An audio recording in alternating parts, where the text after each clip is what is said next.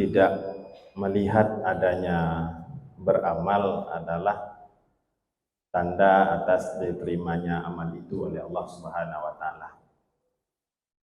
Tidak melihat adanya kita ini sudah beramal adalah tanda diterimanya amal itu oleh Allah Subhanahu wa taala. Jadi apabila kita menginginkan karunia Allah, supaya dengan karunia itu semua dosa dan kesalahan kita diampuni, maka tentulah kita harus melihat kepada diri kita, apakah kita telah beramal dan mematuhi ajaran-ajaran agama atau tidak. Untuk mengamalkan kalam hikmah yang lalu, maka dengan sikap kita selaku hamba terhadap taat yang kita kerjakan, maka Syekh Ibnu Athaillah mengatakan, la amala arja lil kabuli min amalin yagibu anka syuhuduhu wa yaftakiru indaka wujuduhu. Tidak ada amal yang lebih diharapkan diterima oleh Allah Subhanahu wa taala. Kita yang melakukan ibadah semua kepengen amalnya diterima. Semua rata-rata. Yang kerja pun rata-rata ngarap dapat gaji.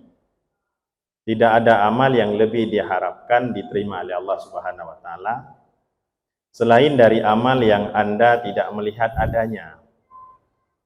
Selain dari amal yang Anda tidak melihat adanya, dan rendahlah adanya amal itu di sisi Anda. Merasa belum puas, padahal sudah banyak kita lakukan tapi terasa belum banyak. Kalau dengan peribahasa anak sekolah, orang yang pintar itu orang yang merasa dirinya bodoh. Itu orang yang pintar itu orang yang merasa dirinya bodoh. Rasanya semakin pintar itu semakin kepengen banyak tahu, jadi orang itu merasa masih bodoh, jadi kepengen tahu terus. Padahal hakikatnya dia itu sudah pintar. Maka kalam hikmah ini sangat penting untuk diketahui dan diamalkan. Sebab kita dalam beramal mempunyai niat yang sama, yaitu supaya amal kita itu diterima oleh Allah Subhanahu wa taala. Ini komitmen semua ya. Komitmennya kita punya tujuan yang sama ketika beramal, yaitu supaya amal kita itu diterima oleh Allah Subhanahu wa taala. Bahkan ketika kita melakukan setiap ibadah itu ada doanya ya. Kalau setelah sholat, Allahumma ja'al sholatana sholatan maqbulah. Kalau puasa, Allahumma ja'al siyamana siyaman maqbulah. Semoga Allah terima amal ibadah kita, puasa, sholat. Jadi tujuannya itu semua. Maka untuk maksud yang demikian itu haruslah kita perhatikan dan kita amalkan sebagai berikut. Nah, untuk maksud itu harus kita perhatikan beberapa hal.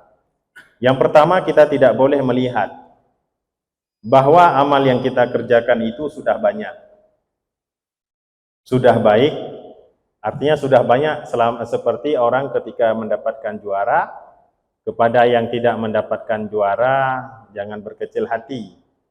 Yang sudah mendapatkan juara jangan berpuas diri, jangan sampai di sini saja. Jadi kode etik yang pertama yang harus kita garis bawahi, ini cerita pembahasan ini bagi kita yang sudah beramal ini semua, supaya diberikan patron pedoman bagi kita yang sudah melakukan ibadah. Kita tidak boleh melihat bahwa amal yang kita kerjakan itu sudah banyak, sudah baik, sudah sempurna dan lain sebagainya. Sebab kita dapat beramal itu adalah karena taufik Allah. Kenapa kita bisa melakukan itu, bisa bangun tahajud, bisa ke masjid, itu semua tidak lepas daripada taufik Allah.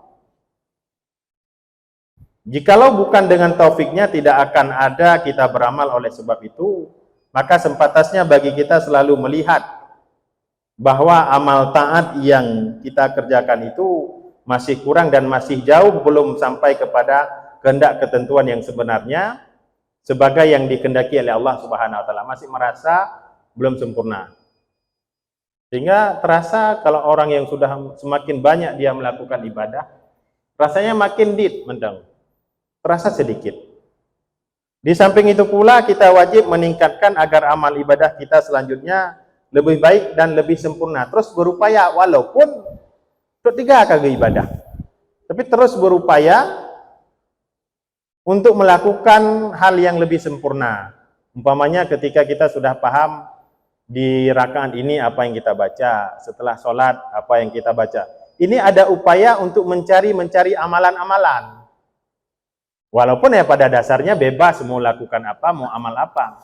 Tapi ketika kita belum puas rasanya ingin menyempurnakan, apalagi yang harus kita lakukan? Ada upaya seperti itu.